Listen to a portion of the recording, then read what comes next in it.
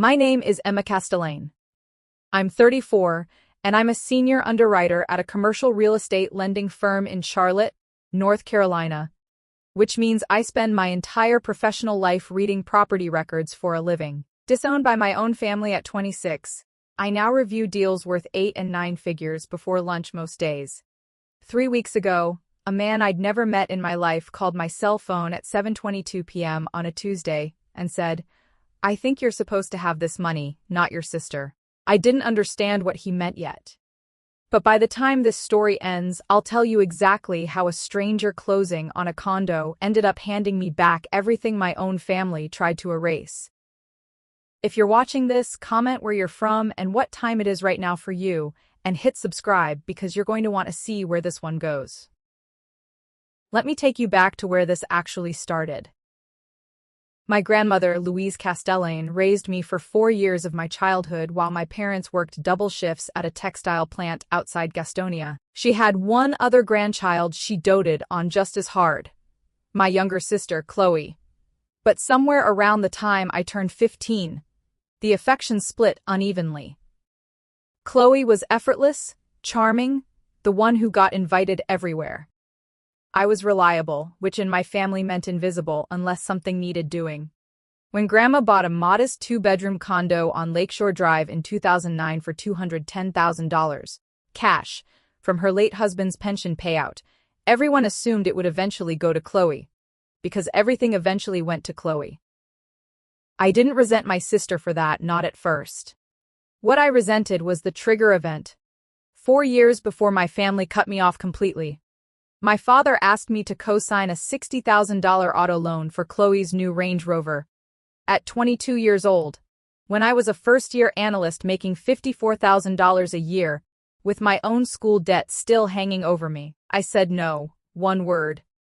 My father's exact response, standing in my mother's kitchen on a Sunday in April, was, "Then you're not really part of this family, are you?" 2 weeks later, I got a certified letter revoking my status as an emergency contact on Grandma's medical paperwork, replaced with Chloe's name. That was the actual rupture. Not a screaming match. Just paperwork, quietly rearranged, the way my family always preferred to hurt people. I didn't cry in that kitchen.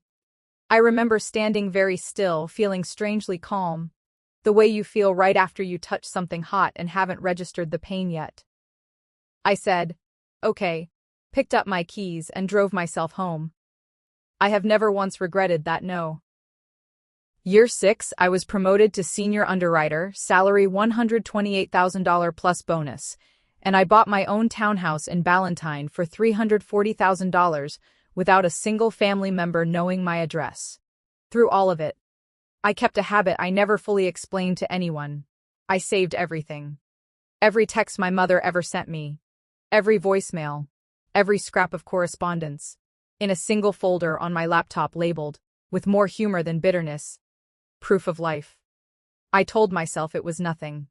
It turned out to be exactly the thing that mattered most. The only contact I got in those years was a birthday card from my mother when I turned 30, no note inside, just her signature and a Target gift card for $25. I kept that too. Then, in February, out of nowhere, I got a text from Chloe. "Hey stranger, we should catch up." I hadn't heard from her in 3 years. I said sure, more curious than hopeful, and we met for coffee, where she spent 40 minutes asking careful, circling questions about my job, my income, whether commercial real estate people know a lot of wealthy investors. I understood immediately this wasn't reconciliation. It was reconnaissance. The confirmation came 2 weeks later, almost by accident. My mother had accidentally added me to a family group chat she meant to add someone else to, an old number of mine she still had saved under Emma, old, that apparently still auto-populated in her contacts. For 6 hours before anyone noticed the mistake, I watched the thread. Chloe. The Lakeshore unit is finally clear to list. Appraiser came back at $890,000. Can you believe that market? My mother. Don't tell Emma anything. She'll want a cut she doesn't deserve. Chloe. Obviously. She wasn't even on the will, this is easy. I sat in my car in a parking garage, and read that message 4 times. Grandma Louise had passed 18 months earlier. Nobody had called me. I'd found out from a mutual cousin's Facebook post 3 days after the funeral. I did what I do for a living. I pulled the county property records myself, the same afternoon, before I even let myself feel anything about the group chat. The Lakeshore condo was still deeded solely in Louise Castellane's name, meaning it should have passed through formal probate, not a quiet family handshake. I called an estate attorney the next morning, a sharp, no-nonsense woman named Patricia Odom, and laid out everything. The will Chloe claimed excluded me, the group chat screenshots, the property records. Patricia went quiet for a moment and then said, "Emma, if there's a will excluding you, I need to actually see it, because what you're describing sounds less like an inheritance and more like an unrecorded transfer someone is racing to close before anyone asks questions." We didn't have to race very long. 3 weeks later, at 7:22 p.m. on a Tuesday, my phone rang from a number I didn't recognize. The man on the line introduced himself as Martin Kessler, the buyer under contract for the Lakeshore condo, closing scheduled for that Friday. He said his title company's search had turned up something strange in the chain of title.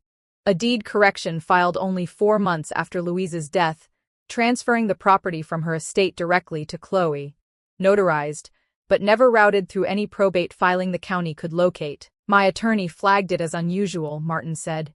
"And when I mentioned the seller's name to my own grandmother, who apparently knew your grandmother from her church group decades ago, she remembered Louise talking about a granddaughter named Emma who used to visit every single Sunday. She's the one who told me to call you directly instead of just flagging it to my lawyer. I hope that's all right." It was more than all right. It was the first time in 9 years that anyone outside my own blood had gone out of their way to make sure I wasn't erased.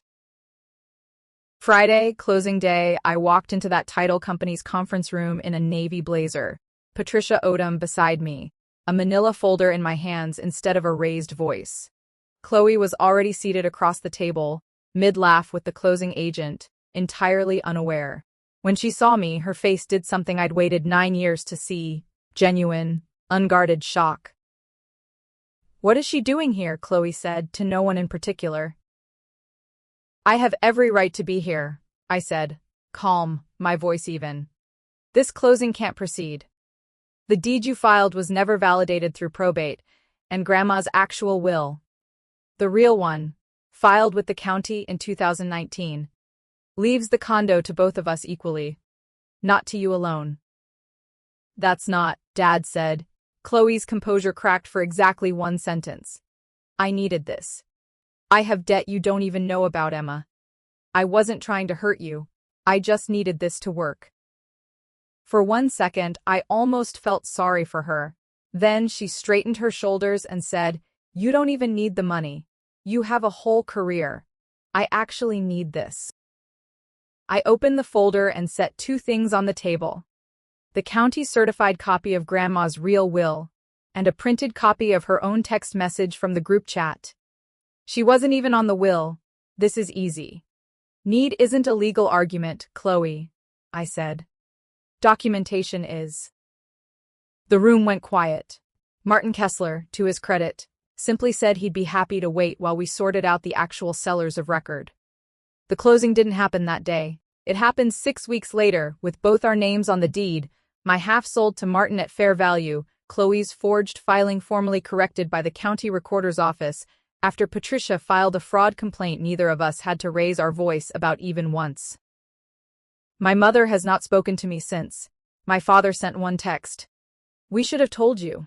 I haven't answered yet. But my cousin Renee, the same one who posted the funeral photo I found online, reached out afterward, quietly furious on my behalf, and has become the only member of that family I still talk to most weeks.